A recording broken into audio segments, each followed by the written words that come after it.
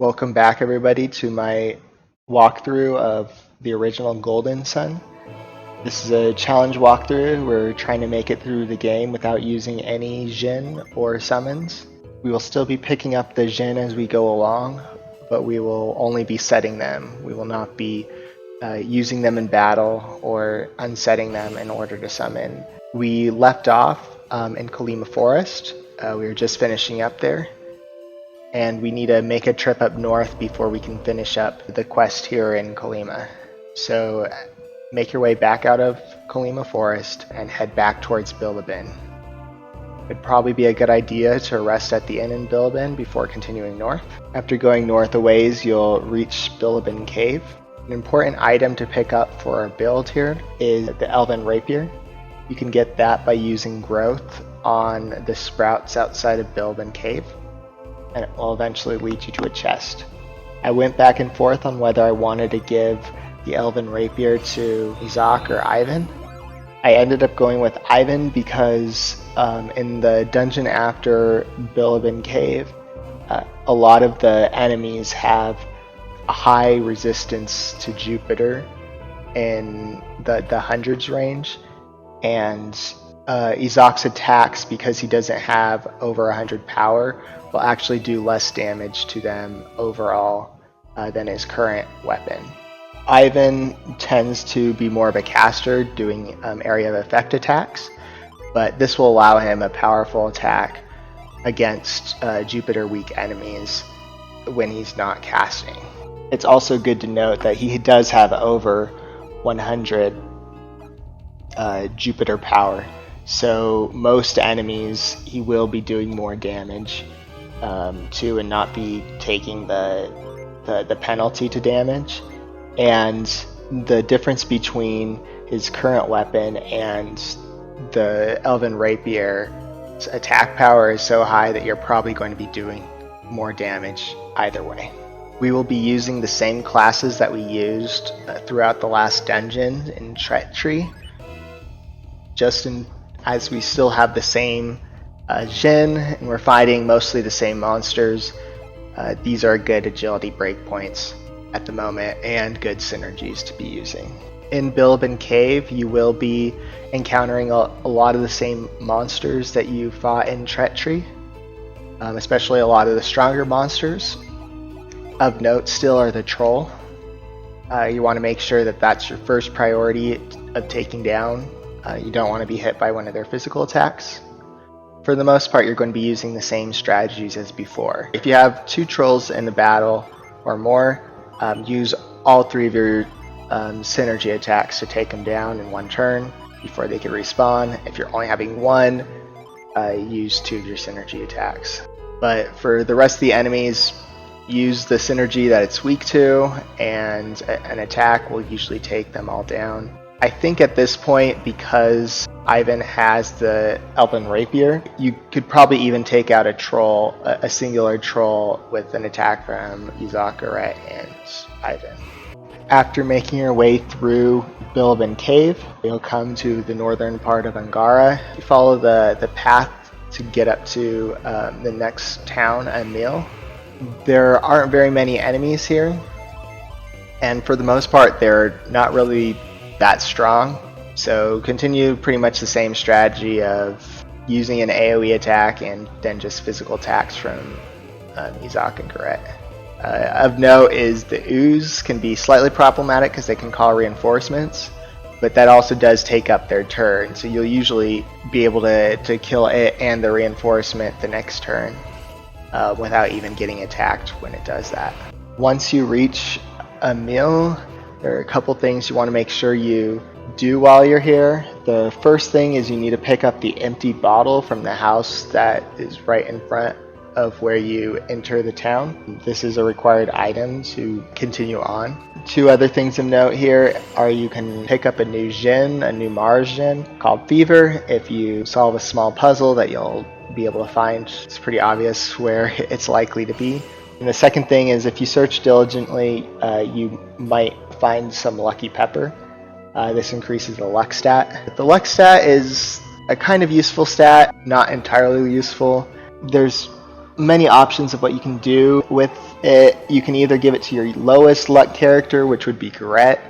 All luck does is it prevents you from getting status attacks. Or you can give it to your highest luck character, which will be the next character you'll be picking up, Mia, in the hope that like she'll be mostly your healer to heal statuses. So if you give her your healing status items and your healing synergy, she's less likely to get stunned, so she can heal the other characters. I am going to be giving it to Mia, so I'm holding up because I think it's a slightly better strategy, but you really can't go wrong with it. Just give it to whoever you think is best. Probably either Garrett because of his low luck, or Mia because of her high luck. Make your way through the town, watching the scenes. Eventually you'll be prompted to follow Mia up to the Mercury Lighthouse. Rest at the inn and make your way up there. It's right next door. Feel free to set Fever, your new Margin, along with Forge, your old Margin, and your Venus Djinn to Ivan. This will make them pretty strong classes. Garrett's attack and his speed will suffer a little bit, but you'll soon pick up a new character and a new Djinn, and we can fix that. So it's not going to be a very big deal for the beginning of the lighthouse area.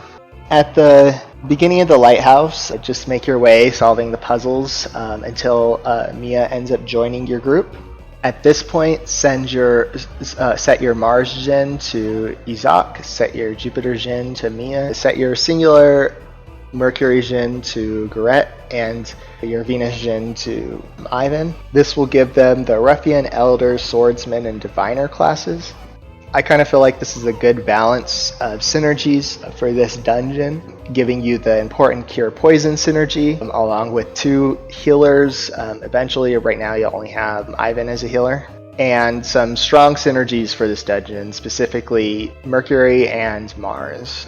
It's not a perfect setup. For instance, Mia has very low life, and that could be a problem for the boss that's going to be coming up. And also, Garrett has fairly low speed, especially at level 10 and at the Swordsman class. We'll be picking up a Mercury Djinn soon that will advance him to the Defender class, and once he gets both Defender and level 11, his agility will be pretty high. There are a few important treasures to note in the Mercury Lighthouse. The first one I want to talk about is the Psi Crystal. These crystals will restore all your party's PP, and you can use them in a battle. I would recommend holding on to them for as long as possible and not using them unless it's absolutely necessary. I'm not sure yet because I'm playing this game along with you guys, but I have a feeling that we're going to need these in order to defeat the super bosses at the end of the game. So please hold on to them and try not to use them unless it's absolutely necessary. You can find the Psi Crystal in the room with the whole bunch of water spouts and the underground staircases. The treasure chest is out in the open. You just kind of have to solve a short puzzle to be able to get to the treasure chest, which should be relatively easy to figure out. Secondly, behind one of the waterfalls, you can find a synergy armor. I would say this is not as important, but is one of the better armors in the game because it adds to your synergy points. At this point, I would recommend equipping it to Isaac. And finally, you can pick up another Mercury Djinn behind another waterfall. Set it to Garrett so his class increases, and that should help him a lot. Not only giving him Ply, a strong healing spell, but also allowing him to have higher stats. There are a lot of new monsters you'll encounter in this area. I want to note a few of them. The Cuddles tend to be fairly weak, but they can poison your characters. If you get poisoned, make sure to use Cure Poison on them from Garrett as soon as possible. Poison not only lasts after the battle, but it does a lot of damage in this game, so you don't want to be poisoned for very long. The Harpy and the Siren are both faster than Garrett at this point. Once Garrett reaches level 11, and I believe he also needs to be a Defender class, he'll start being faster than the Harpy. However, I don't think he'll be able to outspeed the Siren. Otherwise, the only other real concern is the Lizardman. The Lizardman has very high resistances to synergy attacks and a lot of life. So when you're encountering multiple of them, that could be an issue. They're also pretty tough, doing lots of damage. So you're going to have to be using multiple synergies on them to take them down. Right now, Mia has a horrible weapon. It's pretty much only good for its Unleash, which can inflict sleep, I believe it is. But she does very, very bad damage in her current class, and I checked in pretty much all of her classes. She's not able to do a lot of damage at the moment. So stick to focusing her on using either Prism or Plasma. Usually Plasma is going to be better, but sometimes for the enemies with high Jupiter resistance and low Mercury resistance, switch to using Prism. There are 2 mini bosses in this dungeon. You'll fight both the Mimic and the Djinn that I mentioned previously. The Mimic has very high resistances except to Mars, so make sure Isaac and Garrett are using Blast and Mad Blast respectively, and then have Mia use Prism and Ivan use Flash Bolt. For Sleet, a similar strategy, also very low Mars resistance, but it has very high Mercury resistance. So Garrett should be using Mad Blast, Isaac can attack, Mia should use Plasma, and Ivan should use Flash Bolt. Finally, towards the end of the dungeon, you'll find the last boss. Make sure that you reach at least level 11 with Garrett, and Mia is kind of a secondary objective to reach level 11 before facing this boss. It shouldn't take any grinding, just naturally going through and solving all the puzzles and exploring the Mercury Lighthouse. You should reach that point. But just in case you reach the top of the lighthouse, just make sure to level up a little bit, because you get some important synergy and defenses that you're going to need for this boss. This boss is probably one of the harder bosses in the game. The boss can delude, so if a character gets deluded or delusion, use an elixir, especially if it's either Isaac or Garrett, because they're mainly using physical attacks. Besides for that, you want to just hit them with your hardest attacks possible. If Isaac was able to make it to level 12, which he did for me, Mad Growth is going to be his strongest attack. Otherwise, just use a regular basic attack. Garrett should always be using Cutting Edge unless you need to Ply. Ivan should be focusing, he's going to be your healer in this battle. If anybody drops to around 60 health, make sure to cast a Cure or a Cure Well on that character. Other than that, go to town with Flash Bolt.